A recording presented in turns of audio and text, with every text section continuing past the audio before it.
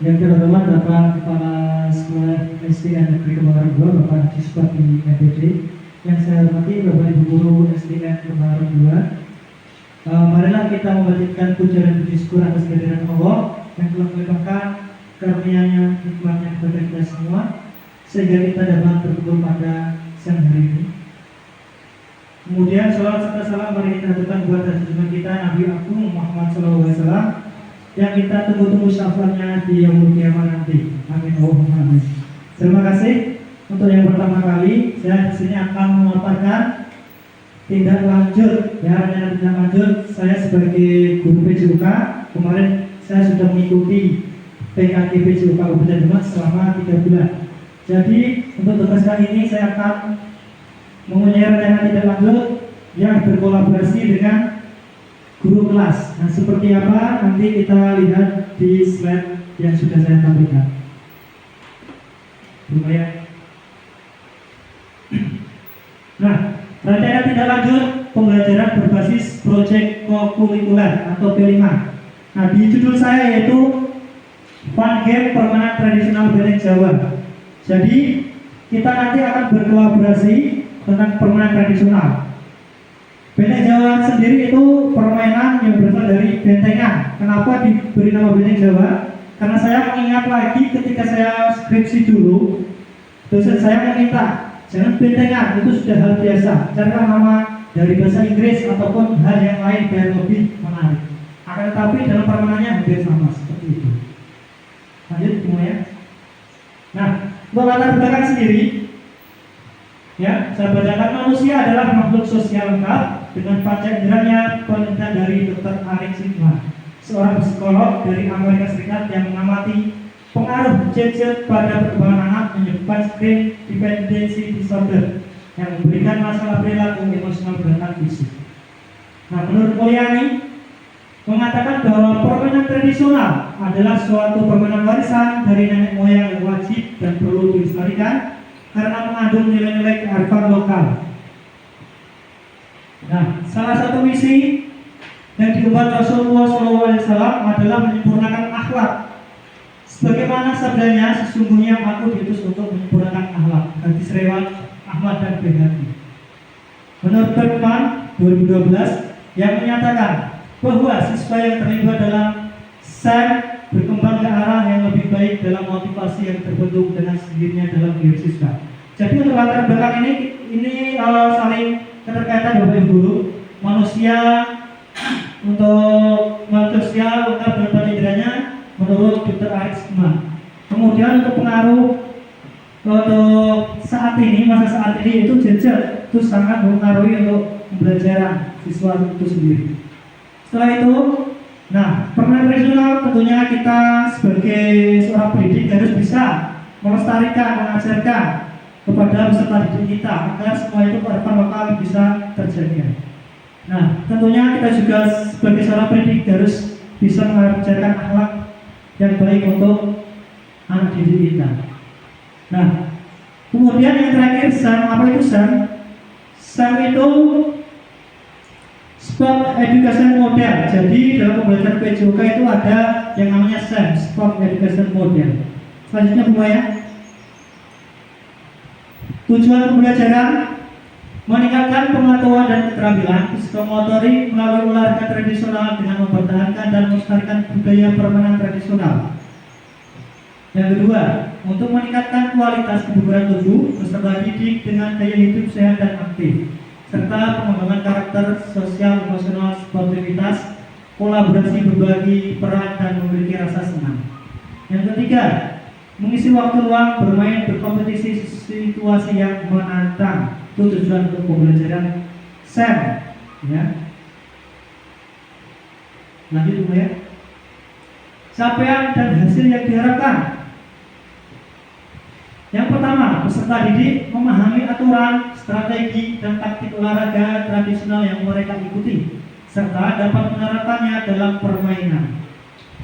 Kedua, peserta didik merancang pertandingan sebagai pelaksana kegiatan atau pengalaman dalam berbagai peran seperti pemain, pelatih, wasit, atau jurnalis yang memperkaya pemahaman mereka tentang berbagai aspek olahraga. Yang ketiga, peserta didik dapat membuat media permainan olahraga tradisional yaitu benteng Jawa sesuai kreativitas masing-masing kelompok.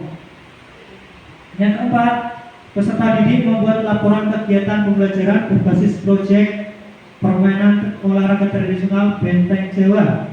Yang kelima, peserta didik membuat video pertandingan olahraga tradisional. Jadi capaian dan hasil yang diharapkan seperti ini Bapak Ibu Guru.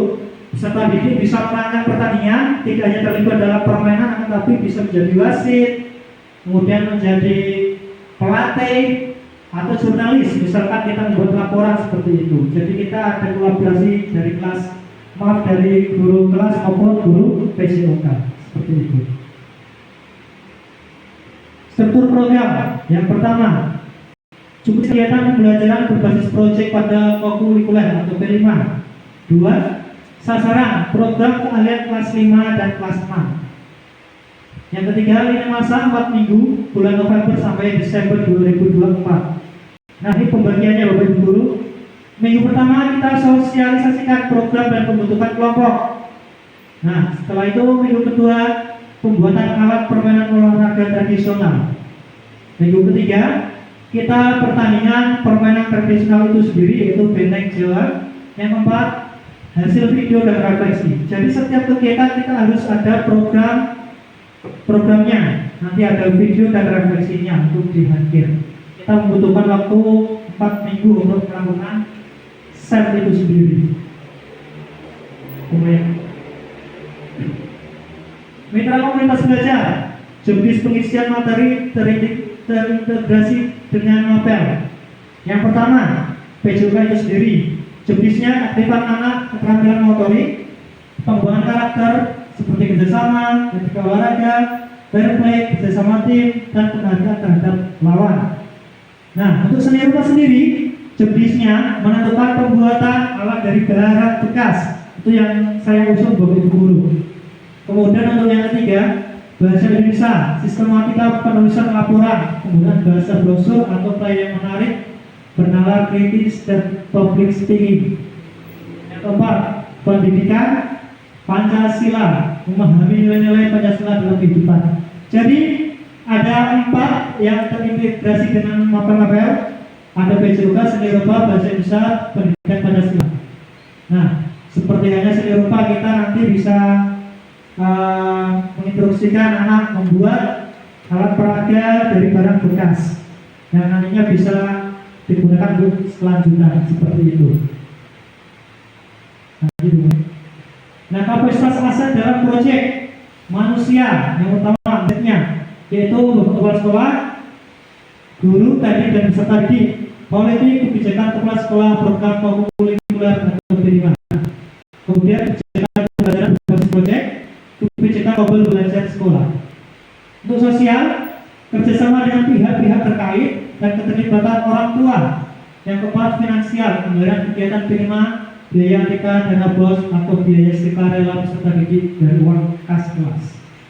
Yang kelima, fisik, ruang kelas, aula, kemudian ada komputer, laptop ataupun handphone, sarana prasarana olahraga, ada fluid, stop dan bendera. Yang keenam, budaya atau agama, penerapan kebiasaan berbagai praktek baik video dan P5, kebiasaan berdoa sebelum dan sesudah kegiatan. Kemudian kolaborasi Mapel pada kegiatan P5, menjaga norma dan budaya lingkungan serta menjaga toleransi lingkungan yaitu lapangan.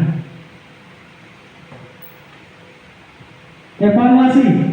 Untuk evaluasi dilakukan pada setiap tahapan atau kegiatan proyek atau penilaian proses, penilaian otentik. Yang pertama, pembuatan alat olahraga tradisional, observasi dan refleksi. Kedua, dilaksanakan kegiatan pertandingan bentuk papan atau brosur. Penilaian dasar pertandingan olahraga tradisional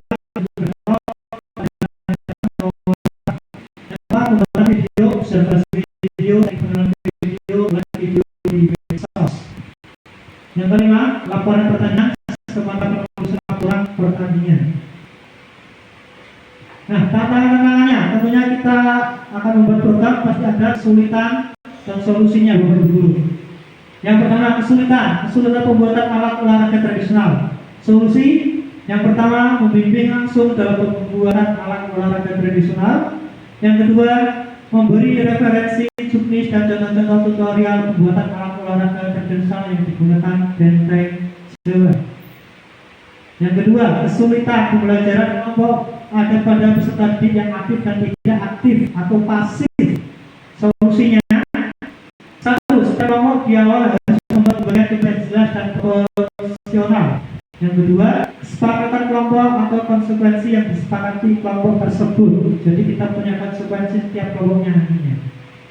Nah, yang ketiga, kesulitan pembuatan video dan laporan pertandingan. Solusinya, membimbing langsung. Kemudian yang kedua, kolaborasi dengan guru kelas dan juga kita membimbing langsung dan kolaborasi antara guru kelas maupun guru kelas seperti itu. Nah, terima kasih untuk pemaparan saya mengenai pertanyaan lanjut dalam PKK juga. Untuk selanjutnya saya buka sesi tanya jawab. Silakan Bapak Ibu guru bila ada pertanyaan bisa berdiri, silakan disampaikan. Terima kasih. Dari Bu Maya, Kasam, silakan Bu Win atau Bu Nur Hayati.